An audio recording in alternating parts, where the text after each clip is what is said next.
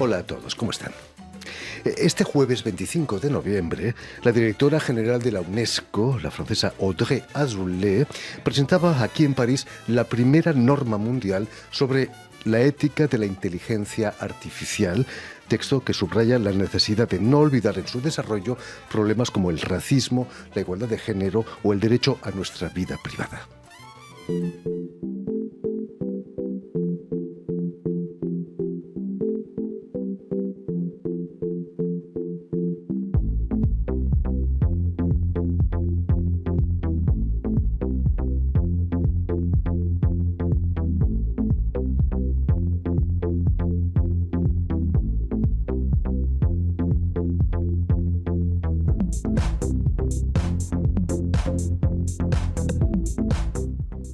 Y para hablarnos de esta histórica recomendación de la UNESCO a sus 193 estados, tenemos el honor de recibir en nuestros estudios a Gabriela Ramos, directora general del área de Ciencias Sociales y Humanas de la UNESCO. Muy buenas tardes, Gabriela. Qué gusto estar con ustedes, Jordi. Gracias por la invitación. Realmente es nuestro y es un honor tenerte aquí con nosotros. Permíteme también que recuerde a nuestros oyentes que has nacido en la Ciudad de México, si no me equivoco, y que... Michoacán. Exactamente, y que posees una maestría en políticas públicas por la Universidad de Harvard, que además fuiste becada Fulbright y Fort MacArthur. Perdón mi acento pésimo en inglés. Pero me gustaría que nos contases cómo nace tu interés por la res pública y sobre todo los problemas que nos acechan hoy en día como sociedad y como individuos. Bueno, yo creo que todo nace en el seno de las familias, ¿no? En tanto tus padres están en debates, están en preocupación por la cuestión pública, pues eso te va nutriendo. Yo tuve, tengo a mi padre y a mi madre que siempre han estado muy involucrados con con la acción cívica. Pero más que nada yo entré al Servicio Exterior Mexicano. Me pareció que los profesionales del gobierno tenían que ser de carrera. Me postulé, ingresé y trabajé con Fernando Solana, un gran ministro en los años 90. Trabajamos con el tema de libre comercio, trabajamos con el ingreso de México a la OCDE y realmente lanzamos la Cumbre Iberoamericana, momentos en donde había una construcción multilateral muy intensa. Posteriormente ingresé nuevamente, fui a Harvard, regresé al Servicio Exterior y estuve incorporando a México en la Organización para la Cooperación y el Desarrollo Económico, la OCDE, que tenía como objetivo, pues evidentemente, dar los mejores análisis para las mejores políticas públicas. Negocié la Convención Anticohecho también. Y posteriormente, como el servicio exterior es como un servicio militar, yo me di cuenta que yo no era militar, entonces renuncié. Puse una consultoría, trabajé con organizaciones no gubernamentales, una época fascinante, porque estuvimos lanzando una campaña enorme para proteger las ballenas en la laguna San Ignacio, porque se quería construir una fábrica de sal en las orillas de una biosfera de la reserva, una reserva de la biosfera. Entonces, pues dijimos, no, eso no es posible, lo ganamos. Trabajé con el Instituto Mexicano de las Elecciones, Electoral de México, para permitir a los mexicanos en el exterior votar.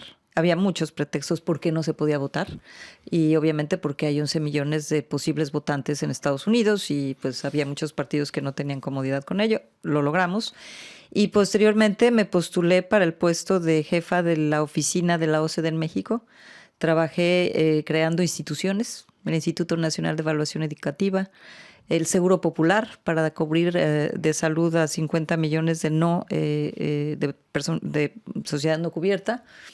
Y posteriormente, pues bueno, con la chance que nombraron a Ángel Gurría, el secretario general de la OCDE, y me invitó a unirme con él, 15 años maravillosos.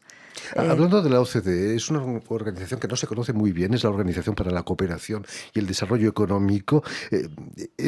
La función es diseñar mejoras políticas para que nuestra vida sea mejor, la vida de los ciudadanos de a pie. Tiene una capacidad analítica muy impresionante esa institución y gracias al liderazgo de Ángel Gurría, esa capacidad analítica que ha estado ahí durante décadas décadas se transformó en algo mucho más ágil para dar respuestas a problemas concretos. No para estar elucubrando, porque hay mucha gente que elucubra y que bueno, hay mucha gente que tiene que hacer la ciencia básica y pasarse descubriendo cosas que uno no entendería. Pero para nosotros, y yo que trabajé con él como su jefe de gabinete y como su Sherpa en el G20, nuestra preocupación era, bueno, y si México está discutiendo el tema de pensiones, hagamos un estudio de pensiones comparativo internacional sobre las mejores prácticas para ayudar a México en ese debate. Y si tenemos que corregir el tema de los impuestos internacionales, pues hagamos la evidencia para que los países tomen acciones. Y el potencial se incrementó muchísimo cuando nos invitaron en el G20 y pusimos muchos de los temas que nos preocupaban a Ángel y a mí sobre la desigualdad, sobre el género, y se volvió una organización pues muy humana. Vas a trabajar como Sherpa para el G20. ¿Qué hacen los Sherpas? ¿Llevar los equipajes pesados que los hombres políticos que no pueden? El Sherpa viene de la figura de aquellos que te guían hacia la cumbre del Everest. La realidad es que los Sherpas son los que, como los voceros y los que toman decisiones a nombre de sus líderes. Obviamente yo me sentaba con los Sherpas de Alemania y de Francia, que de hecho el presidente Macron era Sherpa en aquel momento. Pero al final del día lo que hacíamos era preparar las decisiones, negociarlas, traer a la mesa nuevamente. Yo no representaba un país, representaba una institución que tenía que ser útil, entonces yo llevaba la evidencia. Entonces yo decía, bueno, si usted incrementa el número de mujeres en el mercado laboral, hay 6 puntos porcentuales de crecimiento del PIB más.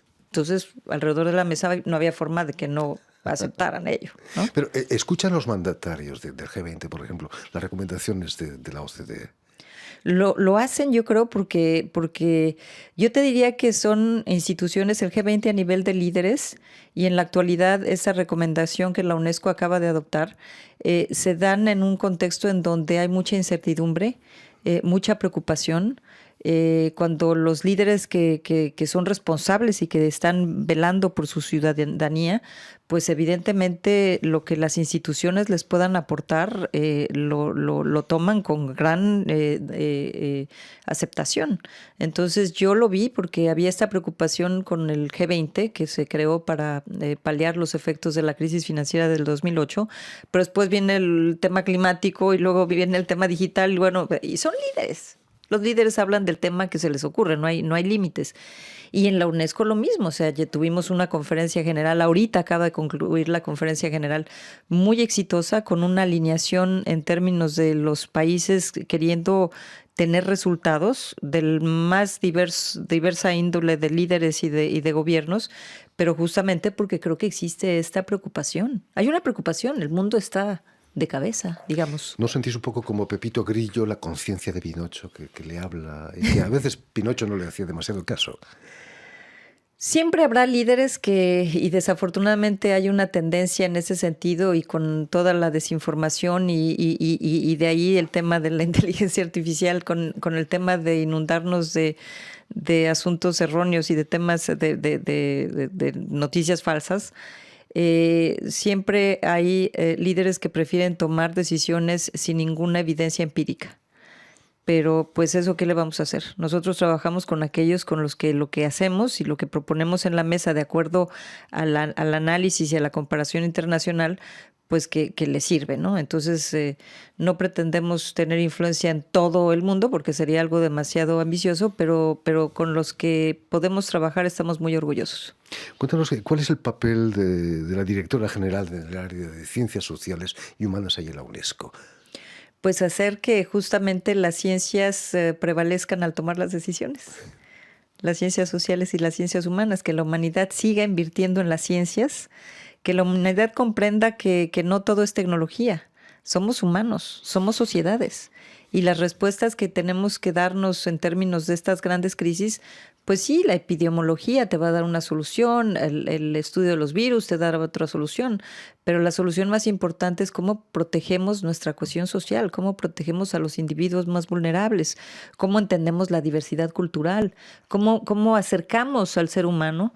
Yo creo que es fascinante y de ahí que luego tratamos de que todo lo que sacamos de las ciencias sociales y humanas sirvan para responder a asuntos como la ética de la inteligencia artificial, la ética del genoma humano, el tema de anticorrupción, el tema de inclusión social, el tema de juventud, que sabemos que han estado muy golpeados, el tema de género, de la equidad de género. Y el hecho de que no solo no estamos dando pasos hacia adelante o es muy lento, como dirían mis grandes líderes del tema de género, sino que estamos dando pasos hacia atrás con mucha violencia contra las mujeres, por ejemplo. Terrible. Precisamente este jueves, el 25 de noviembre, lanzaba la UNESCO la primera norma mundial sobre la ética en la inteligencia artificial. ¿Cuáles son los riesgos que pueden amenazarnos con el desarrollo cada vez mayor de la inteligencia artificial? Pues mira, yo creo que esta fue una decisión muy visionaria de la directora general de Audrey Azoulay. Cuando ella llegó al 2018 a la cabeza de la institución, se dio cuenta que uno de los mandatos de la institución era la ética. Dijo, mira qué interesante que nosotros en el área de ciencias sociales y humanos tengamos ese mandato, porque ese mandato debería ser todas las instituciones y de todos los seres humanos.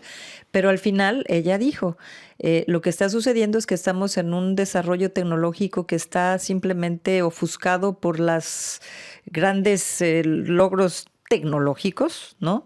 Y no estamos viendo que tanto ese desarrollo tecnológico está contribuyendo o no a cerrar las brechas de desigualdad, a apoyarnos en el tema de la transición climatológica, o si está abriendo más divisiones, más odio, más...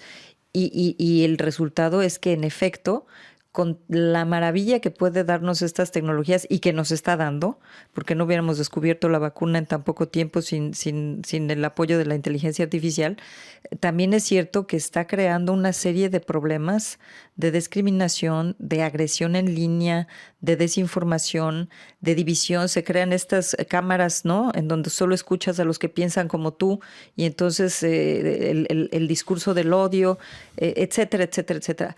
Pero más que nada, eso es la parte más mediática. La parte que nos preocupa más, tanto a la directora general como a mí, es que miles y millones de decisiones ahora se están tomando con base en recomendaciones producidas por inteligencia artificial. Si vas a tener acceso a un crédito en el sector bancario, si te van a permitir acceder a la universidad, dependiendo de dónde vienes, si vas a poder ser reconocido, ¿no?, si eres hombre o mujer, por las tecnologías de reconocimiento facial. Y estamos viendo que es poco transparente cómo se toman esas decisiones. No sabemos si las bases de datos son completas y de calidad. Es decir, no sabemos si los algoritmos están totalmente sesgados. Entonces, yo creo que es bien importante que se traiga a toda esta discusión, se vuelva casi a decir, bueno, ¿van a servirnos para proteger los derechos humanos o no? Y como la respuesta era un poco ambigua, pues dijimos, vamos a esta recomendación, ¿no? Muchas empresas ya están utilizando la inteligencia artificial para contratar a gente. Es que no hay otra forma, porque tienes cientos de miles de gentes que postulan con sus CVs, ¿no?, con sus currículum vitae, y ¿cómo analizas? Bueno, pues le pides a tu computadora que simplemente le enseña ciertos patrones de reconocimiento de algunos de los datos, lo pones ahí el algoritmo y al final ella te dice a quién debes contratar. El problema es que usualmente, como sucedió en uno de los casos, creo que fue de Amazon o de Google, que lanzaron un mecanismo de reclutamiento y se dieron cuenta no sabían cuál había sido la funcionalidad que habían incluido en el algoritmo, que al final no solo no aceptaba candidaturas de mujeres, sino que las rechazaba. Entonces, ¿qué fue lo que pasó? No fue la computadora, no fue el marco conceptual tecnológico, fue la cabeza de quienes estaban haciéndolo y la falta de controles para que eso no sucede, y eso es lo que decimos en la UNESCO. Debemos tener los controles que limiten esos daños. Por supuesto. La protección de datos también es uno de los puntos capitales. Estamos a merced de las empresas que comercian con nuestros datos personales. Se ha acabado la privacidad. Y sabes, digo, si tú, Jordi, tú quieres que las empresas empaqueten tus datos y los vendan con ciertos perfiles y te inunden de propuestas y ofertas, y pues eso será tu decisión, pero no es nuestra decisión en todos los casos. Realmente el tema del consentimiento de cómo se utilizan tus datos es demasiado ligero. Y es muy complicado. Si tú mismo lo sabes, si tú entras a internet y quieres buscar una información y de repente te sale acepta o no acepta, pues claro que aceptas porque tienes prisa. No nos queda Eso otra. no debe ser. Entonces, el llamado de la recomendación es que los datos deben ser, los dueños de los datos tiene que ser quien lo genera y tiene que haber un consentimiento muy claro y además uno tiene que saber qué están haciendo con nuestros datos, porque no es solo que utilicen tus datos personales de dónde vives y qué haces, sino que utilizan tu perfil como persona, emocional, tus sesgos cognitivos para muchas veces motivos comerciales, pero también muchas veces pues hemos visto cómo se ha llegado a radicalizar a nuestros jóvenes por medio de Internet o cómo nuestros niños están teniendo problemas muy serios con el cyberbullying. O sea, todas esas cosas se tienen que controlar porque parecería ser que todas nuestras ganancias en temas de Estado de Derecho en el mundo analógico las estamos perdiendo en cierta forma en el mundo digital. Gabriela Ramos, la inteligencia artificial también permite a los estados controlar masivamente a los ciudadanos. Estoy pensando en China, por ejemplo, durante la pandemia había un control total. Hemos perdido la libertad de individuo. Pues ese es uno de los temas que yo creo que fue de las contribuciones más importantes de nuestra recomendación. Bueno, en primer lugar, que está firmada por cierto 93 países, lo cual hace el consenso global más importante sobre la inteligencia artificial. Habrá que saber quién no la ha firmado. Ahorita vamos para ello, pero al final del día, pero ya es global, entonces esperemos que quienes no la hayan firmado la firmen porque va a normar lo que sucede en 193 países, que no es poca cosa. Pero el tema fundamental es que prohíbe la supervisión masiva y prohíbe el crédito, como le llaman, ¿no? La forma de evaluarte socialmente dependiendo de tus actividades.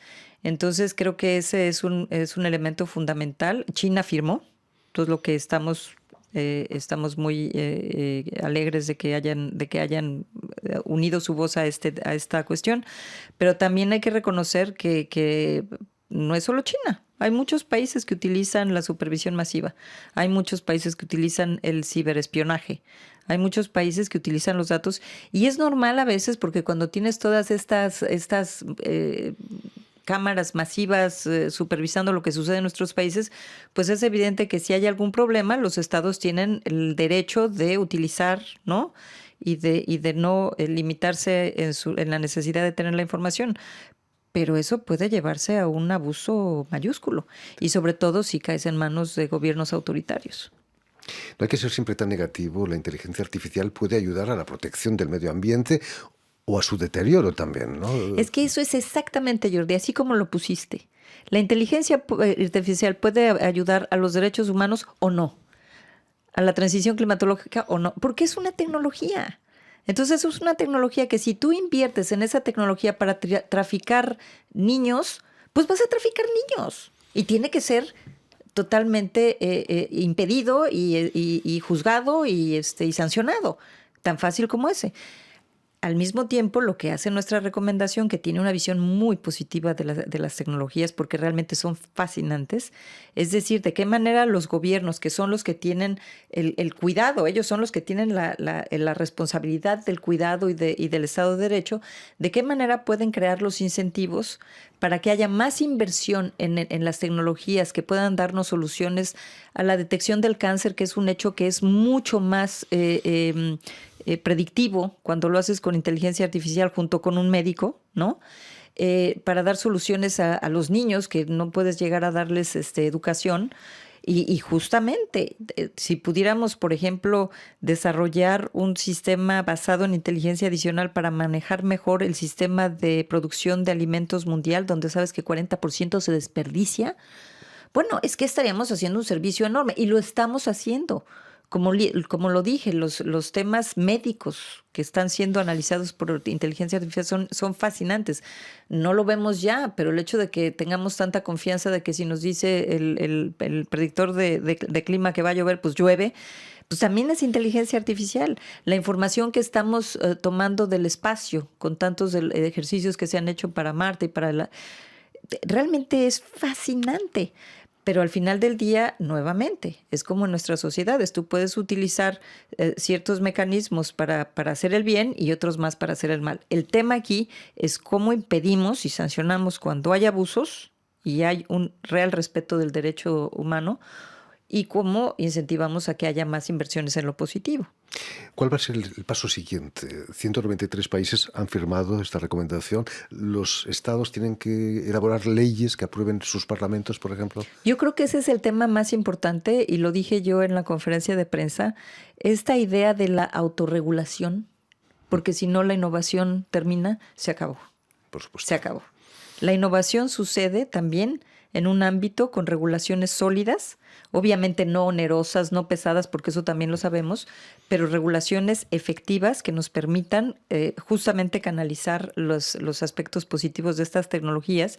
Y la recomendación es muy clara en que los estados tienen que desarrollar su infraestructura legal y regulatoria para traducir lo que se ha decidido de una manera muy detallada en la recomendación en leyes, en instituciones y más que nada en resultados. Esperemos que muchos estados sigan esta recomendación de la UNESCO. Muchísimas gracias, Gabriela Ramos, que es directora general del área de Ciencias Sociales y Humanas de la UNESCO, por haber estado aquí con nosotros. Permíteme también que dé las gracias a Stéphane Defossé y a Julian Leng, quienes han ocupado hoy de la realización del programa. Y permíteme también que salude a nuestros telespectadores, porque también los tenemos, que nos siguen en toda América Latina, gracias a la cadena Unión Continental Latinoamérica, que emite desde Montevideo, en Uruguay, y también a una cadena mexicana, el canal Suma, de la Universidad Autónoma del Estado de Hidalgo, ahí en tu país, en México. Fenomenal. Pues qué gusto estar con ustedes y gracias a todos. Gracias a ti. Y a ustedes les damos cita para una nueva edición de El Invitado de Radio Francia Internacional.